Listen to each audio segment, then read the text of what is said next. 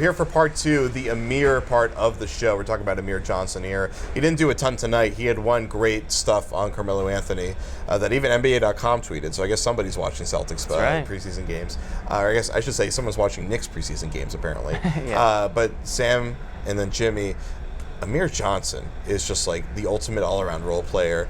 That $12 million is looking pretty good for him right now based on the way he's been performing. He's done pretty much everything you could ask for from a low post player on this team.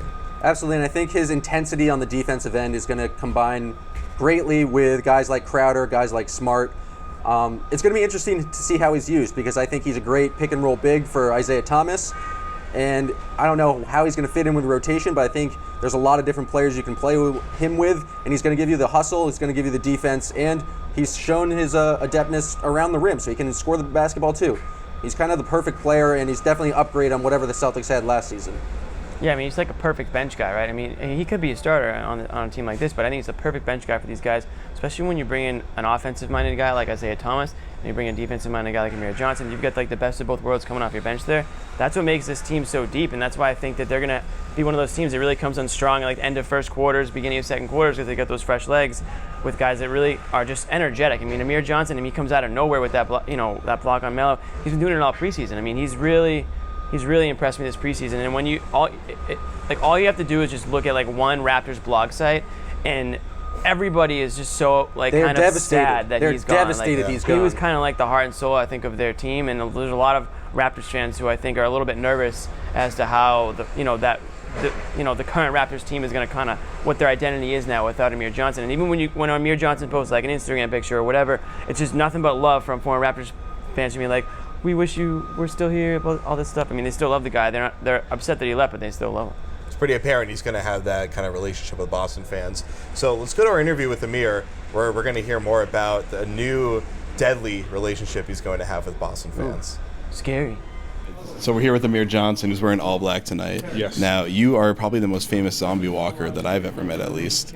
Now, you made a killing in Toronto as a zombie walker. The Boston Zombie Walk is a Saturday. Are you planning on taking part? I think I might check it out before participating, just to get familiar with it. I knew the routes of the one in Toronto, it was just like a clean walk around, downtown square. So I'm going to probably check it out and next time I'm participating in it. How'd you end up starting this? I don't know, just trying to get a feel for the city, man. I was driving down and I seen all these people just dressed in zombie, and I asked, what is this? And a friend of mine told me what it is, and the next time I actually joined it, so it's pretty cool. So do you prefer playing the zombie, or you prefer playing a victim? The zombie, man. One of my favorite shows to watch is The Walking Dead, man, and I tuned in to all 7 or I don't know how many seasons, and it was like one of my favorite episodes, so I was definitely wanting to be the zombie. I feel like I'll be a quicker zombie, instead of the slow one. I'll be the one that probably dodge everybody. So then what's your favorite zombie movie, like Dawn of the Dead or 28 Days Later, one of the fast ones? You know what I like? I like the one with, what was it called? I just recently watched it on TV. I can't even think of the name. Give me a hint. With Brad Pitt in there. World War Z, right? Yes, that was really dope. I haven't seen that one yet. You got to check that out. That was pretty dope, and the zombies were just actually quick, you know what I mean? And that'll probably be zombie. So you like athletic zombies, so like former NBA player zombies. If you put it that way, I guess you could say that. That'll be an athletic zombie. So if we all get infected, what would your role in the zombie apocalypse be? Of just me being not the zombie or being the one that's protected? Whichever one you want to be.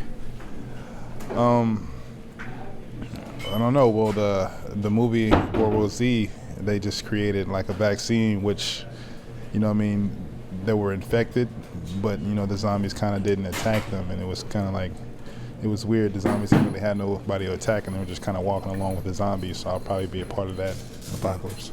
All right. So lastly, you spent a lot of time in Canada. Who's the best musical artist from Canada? Is it Drake or Justin Bieber? The best music artist? Yeah. Or Celine Dion, technically. I think Drake is right now is on a wave. He's